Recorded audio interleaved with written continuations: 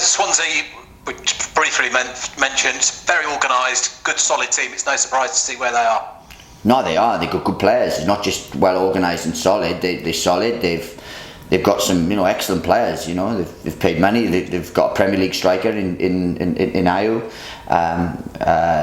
Jamal Lowe is doing very well for them. They've just taken someone from the Premier League in terms of Conor Hourihane. So they've got excellent players and things. So they're not just well organised. They are well organised, but they're a decent footballing side that have got real threats. The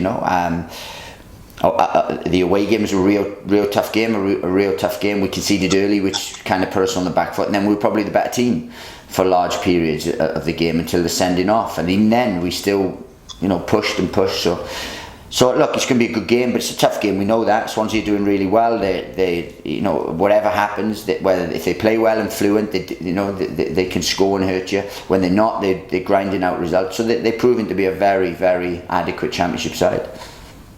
So on Swansea, I just wonder, they've in the last 4 games they've had 4 penalties now. Some slightly softer than others, but is that something that you look at in terms of going into the game?